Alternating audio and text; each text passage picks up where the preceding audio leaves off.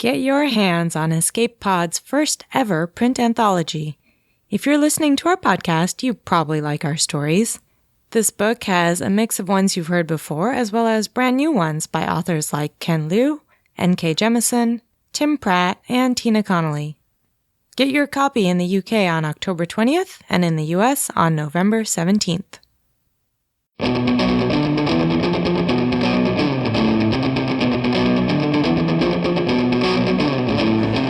Escape Pod, Episode 758. The Sun from Both Sides, Part 2 of 3. By R.S.A. Garcia.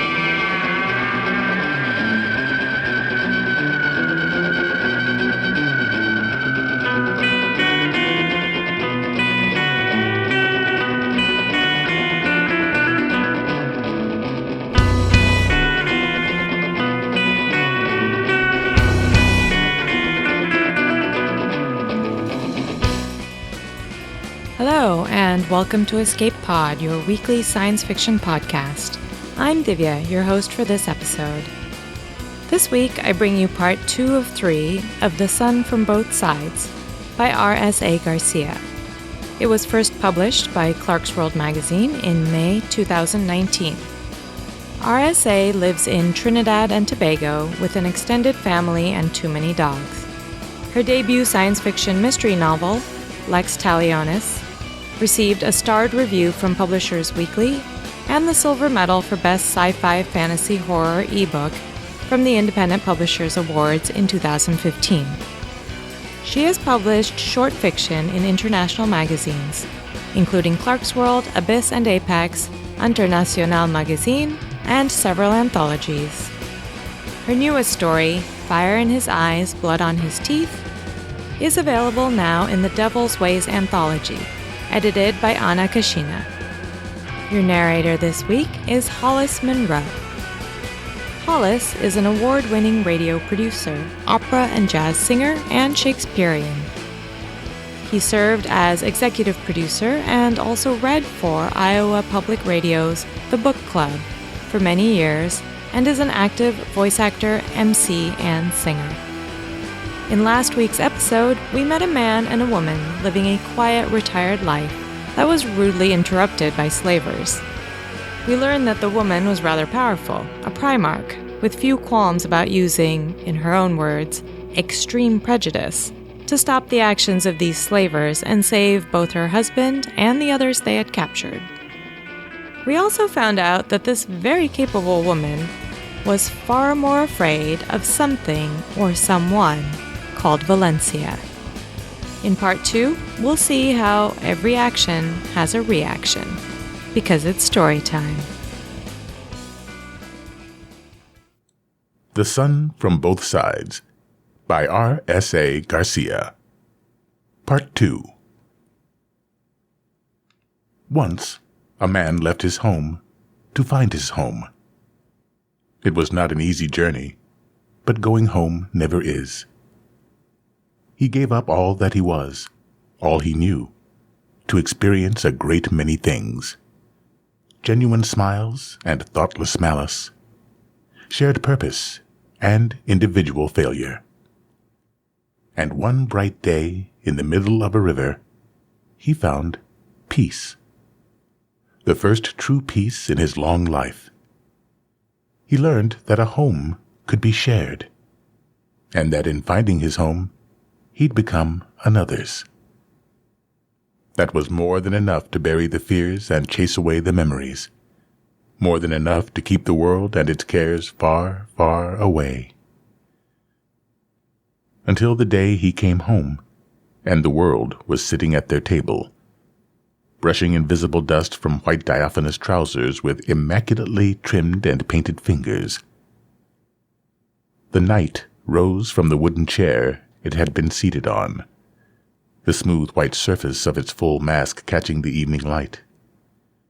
A pinhole speaker made a glowing blue circle in the center of the lower half of the mask, and tinted slits hid the night's eyes. He froze in the doorway, instinctively putting out a hand to keep his wife from going past him into the house. Eva halted against his outstretched arm, her body rigid as she dropped the bag of pawpaw they'd collected during their walk on the swing bench. He glanced at her, but she was focused on the knight, her brown eyes narrowed. Her soft, springy hair was an unbound halo around her face. He had been planning to help her wash and dry it by the fire. Heart thumping in his chest, he thought on all his plans for that day and the next and the next. Pointless now, like crystal smashed against the floor. "I'm sorry," he thought, willing her to look at him. She met his gaze as if she could sense his thoughts. "I'm sorry I was right. I should have known they'd come when we least expected it." In front of them, the knight took a step forward, extended one leg, and swept a bough over it. The voice that issued from the speaker was light, conversational, the voice of a friend coming upon another old friend after a long while. The sound of it grated on his ears like a scream. "Grand Master Didicus Abnett Valentino Lucachin, you are called to the Great Wood for the annual opening of the term at Valencia." She tapped his arm, and when she had his attention made a few curt moves with her fingers. "Let me deal with it." He shook his head. Her eyes widened as she signed again. "Turn around. Walk away." He took her hand in his instead, weaving their fingers together. Valencians had their own sign language, which most septholds used to communicate silently and frustrate eavesdroppers. It was very similar to hers. A lucky thing on the day they'd met, but not so lucky now. The knight could know what she was saying. He faced the knight. "How did you find me?" "Your implant." He frowned. "It was removed more than a year ago." He had a new one Sister had printed for him, and only his wife could track. "It was designed to ping its final location at the moment of its destruction, so the Grand Master's death would be recorded in the Great Wood." Only one person would have cared to know the moment of his death. The same person who'd made sure the implant was reprogrammed from its original purpose as a weapon that could kill him if he ever crossed into his planet's atmosphere. "I was exiled from Valencia and may not return," he said. Pleased his voice was calm when he'd been caught so completely off guard, which was their intent, of course. He put aside the thought and the cold anger it brought with it. "I must decline the invitation." Not an invitation. The knight's hand rested lightly on the black cylinder clipped to the utility belt on its waist. A retractable energy spear. A full-color reproduction of its Grandmaster's geometric crest was tattooed on its bare shoulder. A summons. Queenside. She flattened a palm against his cheek and turned his face to her. A frown creased her forehead, and he saw the question in her eyes. The mask prevented her from reading lips, and the pinhole speaker limited vibrations. She could only follow what he said. He had no doubt she sensed his inner turmoil.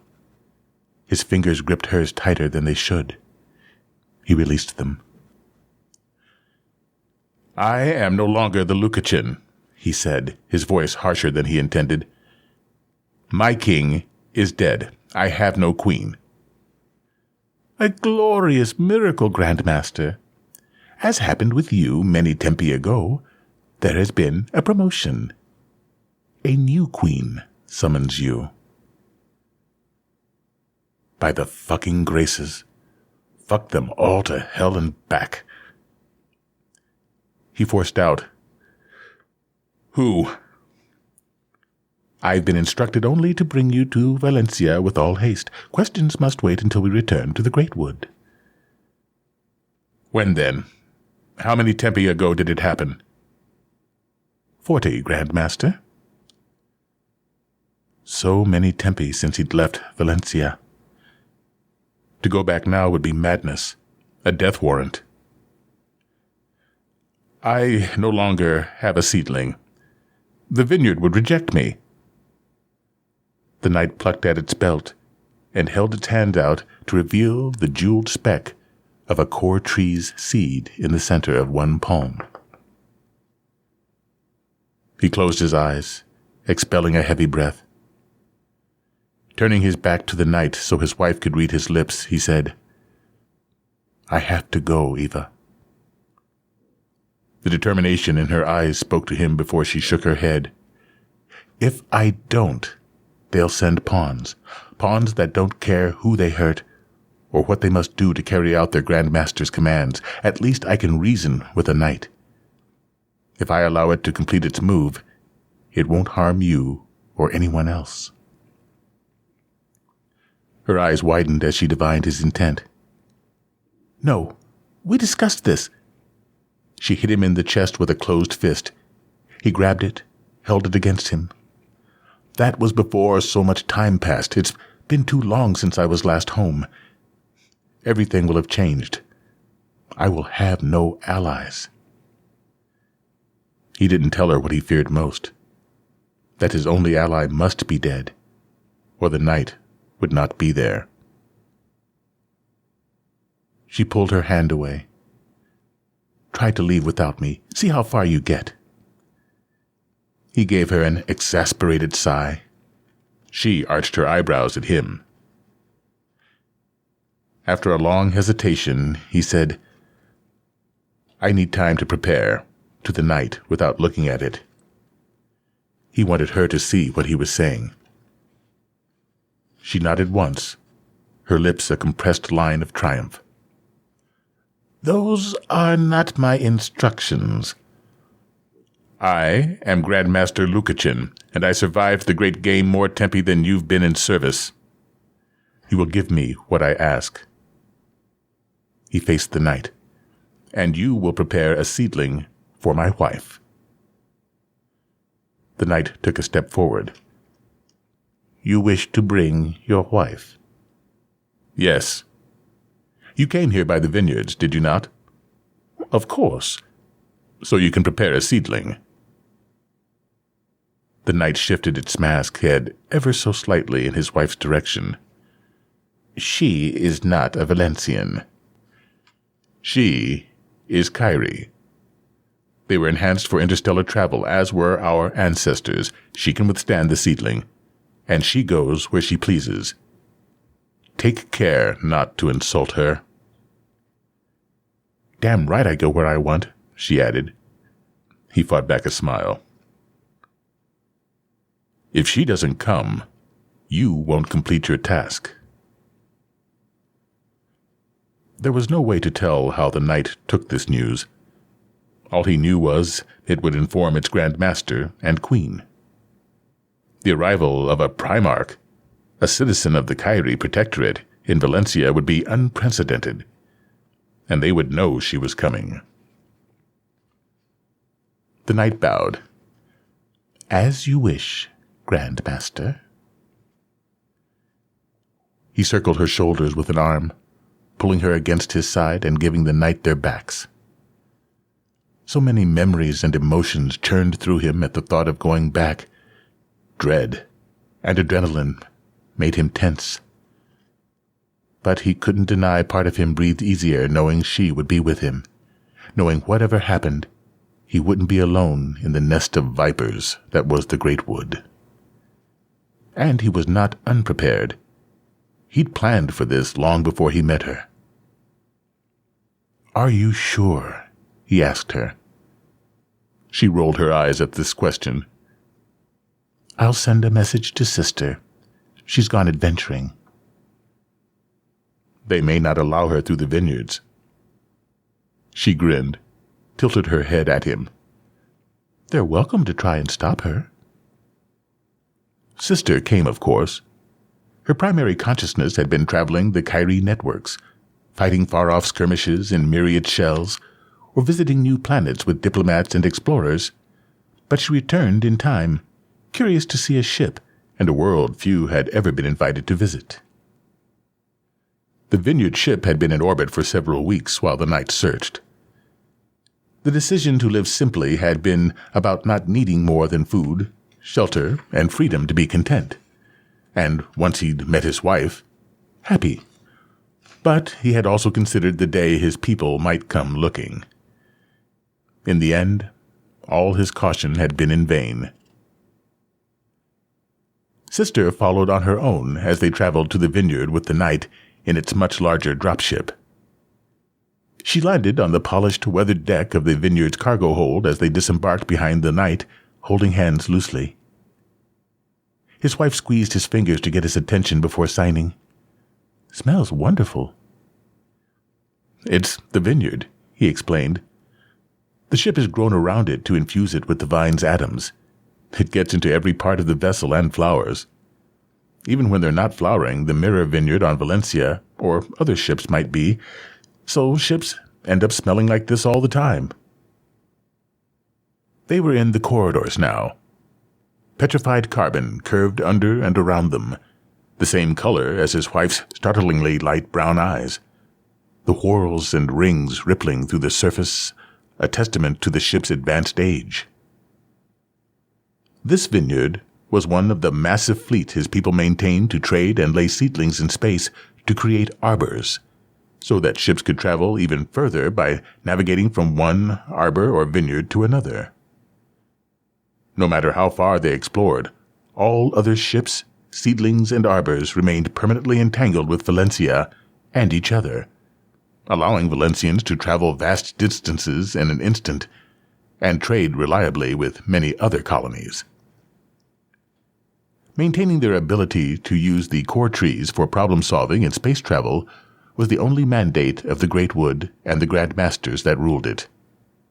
Without the core trees, Valencians would lack even the basics. Their world was far from established routes, discovered by accident when several colony ships were forced to land to make repairs. He itched absently at the crook of his arm where the seedling had been implanted as they approached massive doors that stretched ceiling to floor. The panels folded back, and air spilled out into the corridor, sweet with the cloying fragrance of the vine within. It was the smell of home, and victory, and sorrow, and pain, and every waking moment of his life before his exile. He closed his eyes against the rage that tightened his chest and the bile that rose in his throat. She gripped his upper arm and leaned her head against it, letting him know she was there. Grateful, he covered her fingers with his and opened his eyes. The vineyard sparkled back at him through a tinted shield. The knight withdrew masks from alcoves just inside the open doors, standard gray models with red pinhole speakers. Eva accepted one as a courtesy rather than choosing to tint her own hood. When he activated his, it dimmed the vineyard's glow to a shimmer, and oxygen rushed into his lungs from the tiny pack built into the mask. They would only need it to breathe for a few seconds, until they crossed into the mirror vineyard and Valencia's purer atmosphere. You may be disoriented when you arrive. It's a stress on the body, the sudden shift, even with the seedlings. She shook her head and gave him a look that said he was fussing for no reason. She donned her mask and signed, "Lead the way." The vines were a shimmering curtain he parted to find his way forward, his wife's hand firmly in his. He took care where he placed his feet, as the smooth floor of the ship was hidden by the ceiling-to-floor plants. The scent of them raised nausea in the back of his throat, just as the world seemed to tilt, then right itself again. The surface beneath his feet went from smooth to bumpy, his wife stumbling against his back at the abrupt shift. With no warning, they were pushed through not just glittering vines, but knee-high blades of grass. He saw dark shapes ahead of him, against the fall of light that was the vineyard. The pack on his mask switched off, and air flooded into his lungs, heavy with vine perfume. When they broke from the vineyards, It was in front of a row of opaque panels. He took a deep breath and stilled his wife's hand as she reached for her mask. "No, leave it." They walked up to the panels together, and he pushed it aside for her to step through first. He recognized the room they entered, the high square ceiling, the pale walls and stone floors, the two graceful statues on either side that represented the navigator and the captain, the founding colonists of Sept Lukachin. He was home, standing outside his own vineyards. This, he understood with a cold clench in his gut, was not proper etiquette. 3 knights holding buzzing, activated spears surrounded a much shorter figure that stepped toward them. Sheer white cloth danced on the air, so thin he could see slender bare legs and small dark-tipped breasts through it. The bishop's full mask was elaborately painted with the crest of its Grand Master, 2 diamonds inside a circle, a twin to the tattoo on a bare upper right arm. "Welcome home, Grand Master Lukachin. You have been missed." The bishop's voice was smooth, light, and monotone. "I find that difficult to believe, as I was exiled," he replied. "Let us not waste time. Explain my summons." The bishop's mask tilted in his wife's direction. "And who is this?" "My wife, as the knight would have informed you." "I had no opportunity to speak with the knight. I have been directed by Grandmaster Kingston to escort you to your rooms." "Kingston?" He frowned, the coldness in his gut now ice. "Why does Kingston give orders in a septhold of Valencia?" A pitying sigh escaped the pinhole speaker. "My apologies, Grandmaster. You've been gone a long time. You could not be expected to know." "No?" "Sept Lukachin has been dormant for many tempi."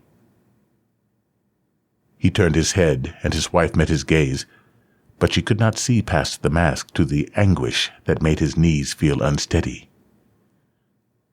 All those people. His people. Alexander betrayed me? No, it couldn't be that. Never that. "But the game. Our game," he said, desperate not to believe.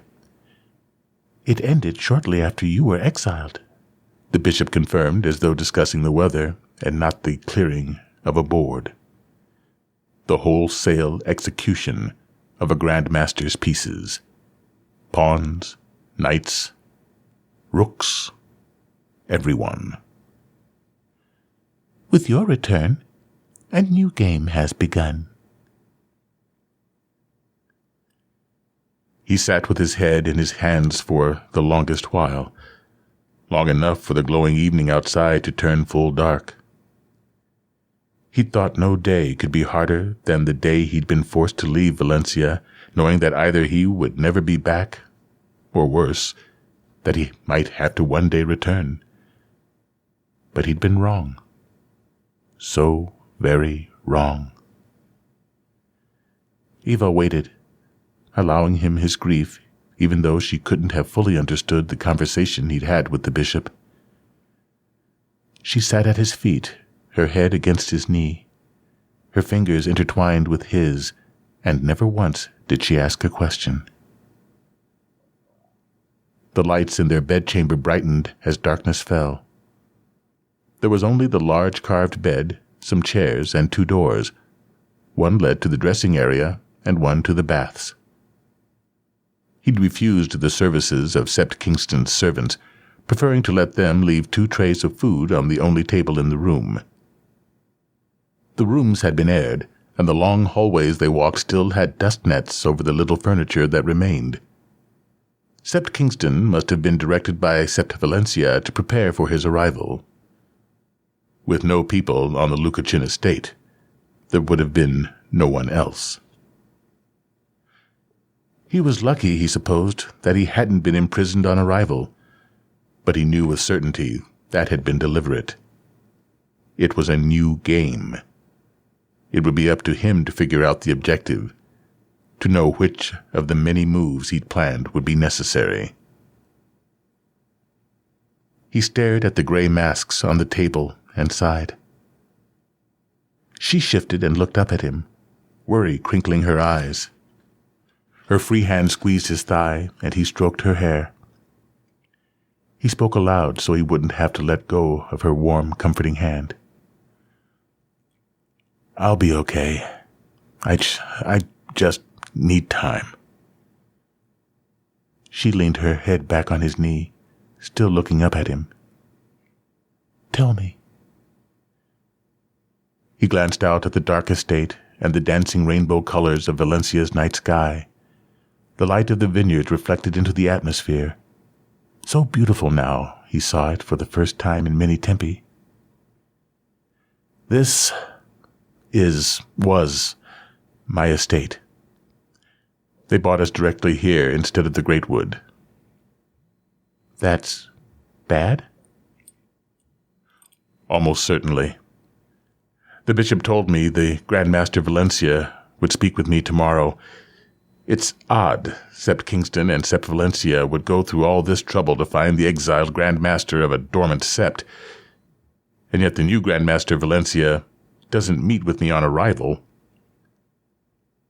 Understanding dawned in her eyes, and she took a breath. Freeing her hand, she signed, "Your Valencia, your sept, both gone?" He closed his eyes for a moment, too bone-weary and heart-sick to even nod. When he opened them, she had tears in hers. "My love, I'm so sorry. You tried. You let them exile you. It's not your fault." He swallowed, the tightness in his throat and burning in his eyes making him pause to gather himself. "It was my fault we lost the great game. I set in motion the events that led to my sept's destruction. Sept Lucachin numbered over 10,000 when I left, 10,000 souls. Executed, including my king and the previous Valencia." She knelt between his legs, facing him. "When?" "After I left." His hands faltered, and she placed hers on either side of his face and kissed him, her mouth soft, sweet, and fleeting. He leaned against the padded headrest and stroked a finger over her lips. "They didn't deserve that. I played the game. I thought I'd won. You traded your life, left those you loved behind." She kissed the tears on his cheeks, and his lips trembled as he spoke. "I love you, and I don't deserve you. This happiness, all this time we've had with each other." She shook her head fiercely. "No, don't do that. It's not true. We'll find out what they want together. Then we leave. Together." He hugged her to him, stroking his hands over the supple armor that covered her back, watching the blinking ready light of the drone on her forearm as her hand lay against his. The bishop had claimed not to know his wife was with him.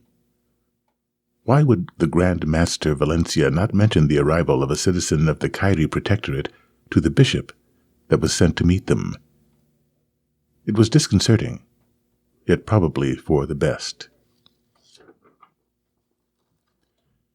Ava was not their focus. He needed it to stay that way. After a while, she raised her head and sat back on her knees. "Should we eat?" He signed back. "No. Dangerous until I meet with Grand Master Valencia tomorrow and know why I've been summoned." Hungry? Not hungry. Tired. They settled on the firm bed with only their boots removed. He knew they weren't safe.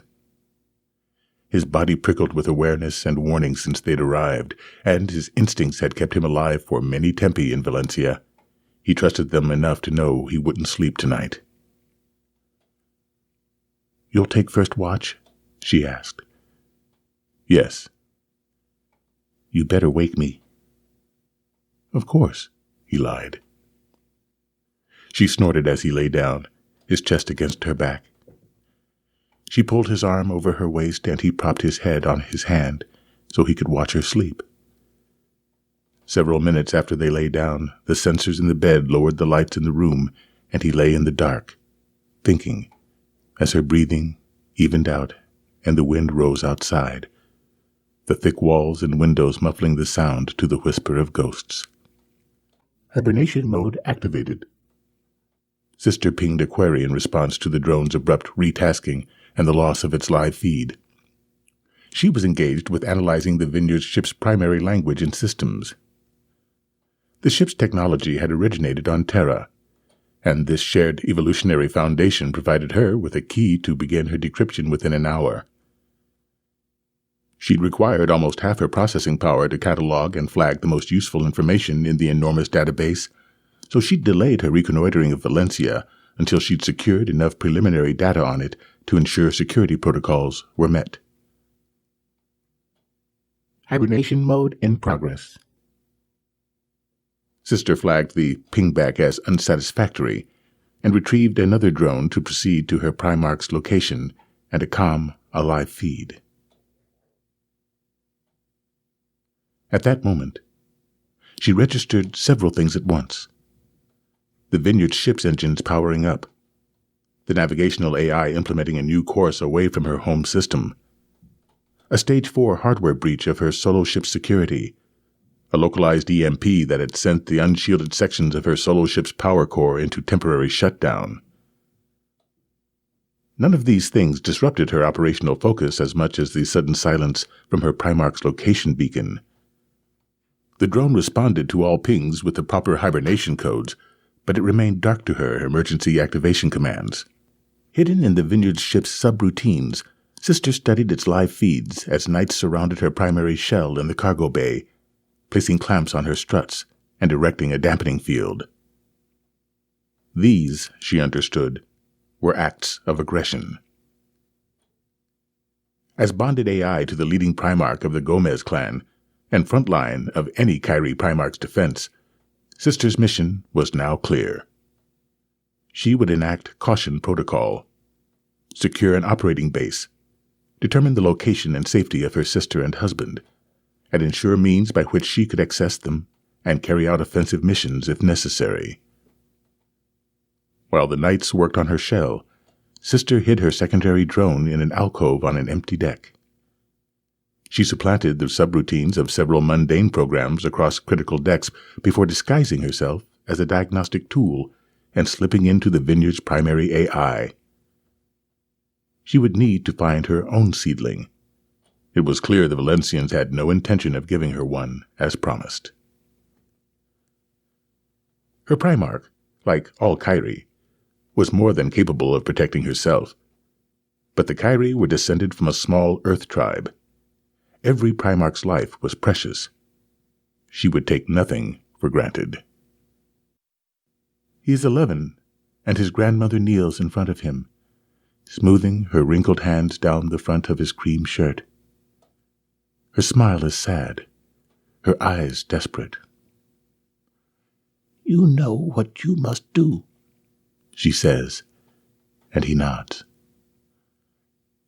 "I must enter the Great Wood and pass my presentation so I can see the real Valencia." She grips his upper arms. "If you're worthy, if you learn its language." He doesn't reply because it's not necessary. He's heard the same story his entire life. He doesn't know what language the Great Wood speaks, but he will learn it. He has no choice. His grandmother's gaunt cheeks speak to the cancer burning through her, and his parents are long dead. He will either become septed or become an orphaned unsepted. A child with no skill and no caregivers will die in Valencia's lesser games, and he doesn't want to die. She takes his hand and leads him to the entrance of Sept Lukinen's audience room. He joins the line of children his age. The room changes around him, expanding as if breathing in, and he stops to look over his shoulder. The red door of failure is open behind him, letting out crying children into the arms of their silent, devastated parents. He can see his grandmother standing at the front, watching as a pawn takes his hand and guides him to the purple door of acceptance. She's also in tears, but he knows they're tears of relief.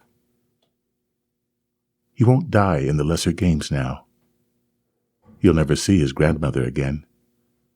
Only healthy family members can join the newly septed in service to the great game. Anguish rises in him, knowing she'll die alone. But he studied with his grandmother how to never show his emotions. He relies on that training now as they close his first mask on his face. He is 30, and a pawn legendary for his ruthlessness. He stripped the unsepted of their homes at the command of his grandmaster, put the spear to those who attempt to come too close to his charges. He's turned away from the food banks those who've lost their ranking in the lesser games and watched them walk away into certain starvation when trade is slow and rationing begins.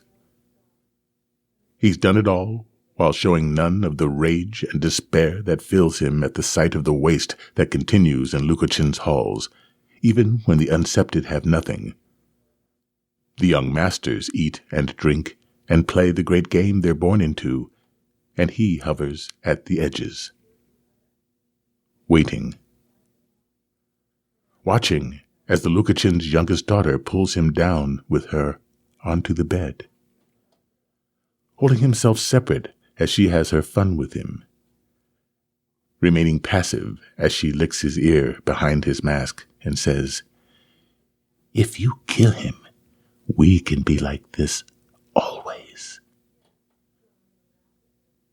She thinks, as they all do, that unsepted are ignorant, stupid, that they can be easily manipulated by base emotion.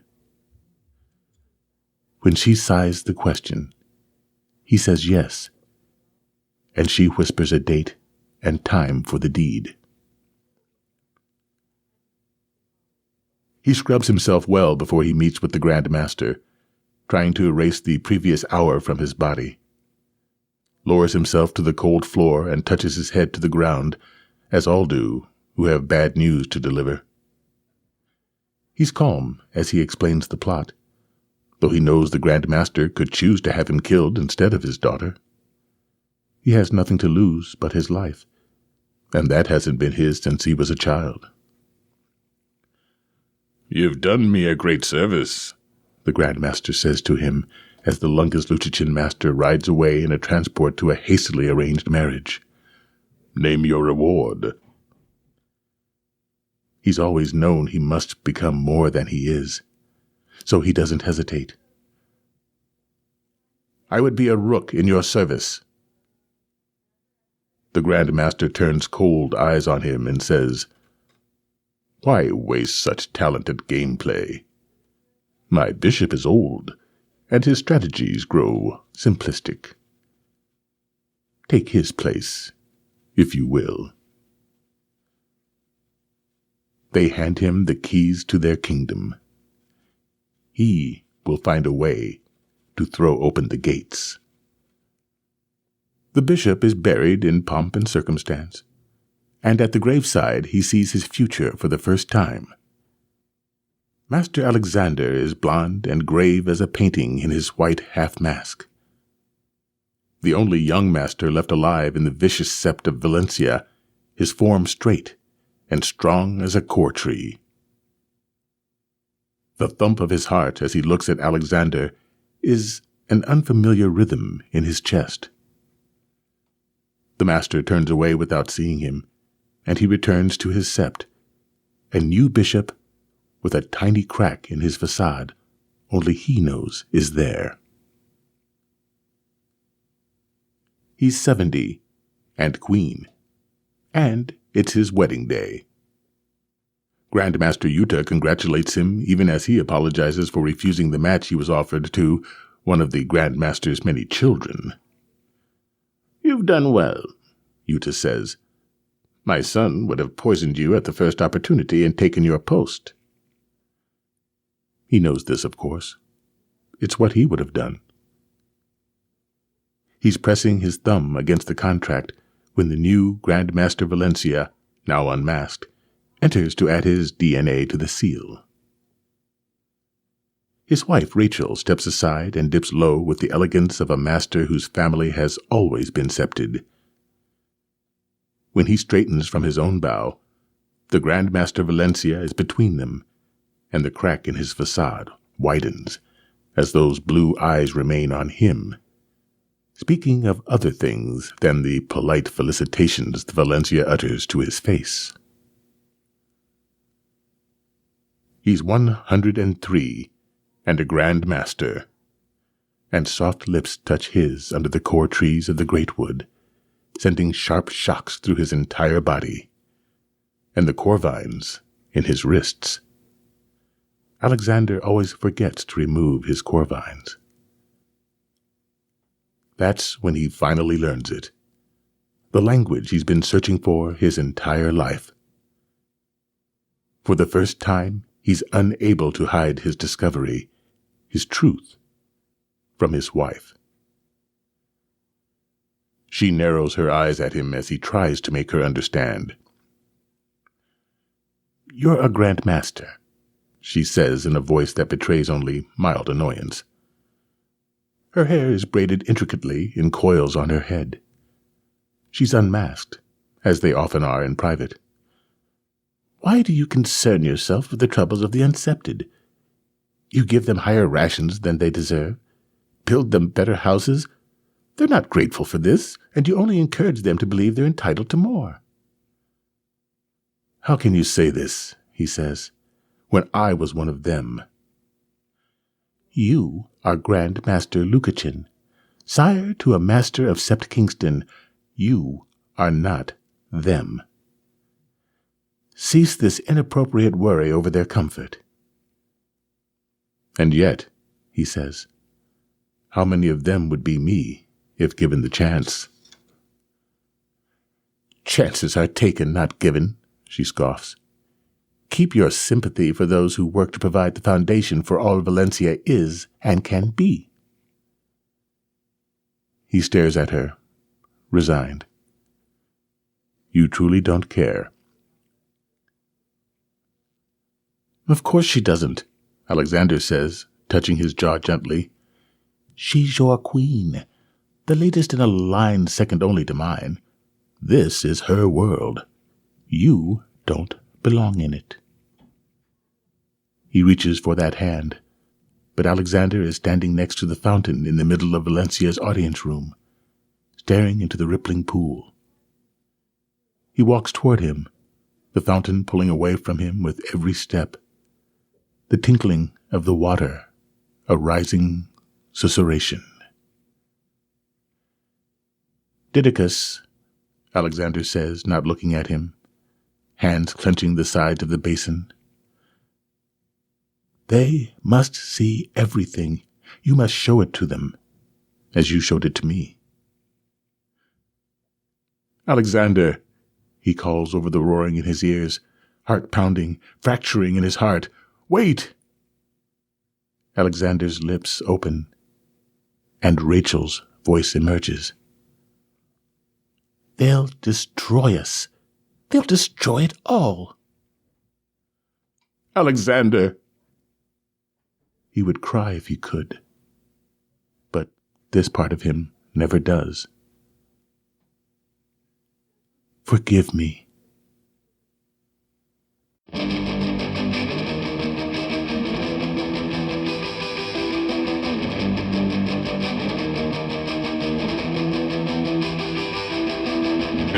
And that's part 2. Come back next week for the exciting conclusion in part 3. Escape Pod is a production of Escape Artists Inc. and is brought to you with a Creative Commons Attribution, Non-Commercial, No Derivatives license. Don't change it, don't sell it, do go forth and share it. If you'd like to support Escape Pod, please rate or review us on Spotify, Apple Podcasts, or your favorite app. We are 100% audience supported, and we count on your donations to keep the lights on and the servers humming. You can donate via patreon.com by searching for Escape Artists, or via PayPal through our website, escapepod.org. Patreon subscribers now have access to exclusive merchandise and can be automatically added to our Discord, where you can chat with editors and other staff members. Our opening and closing music is by Daikaiju at daikaiju.org. And our closing quotation this week is from Niccolo Machiavelli. The fact is that a man who wants to act virtuously in every way necessarily comes to grief among so many who are not virtuous. Thanks for joining us, and enjoy your auditory adventures through time and space.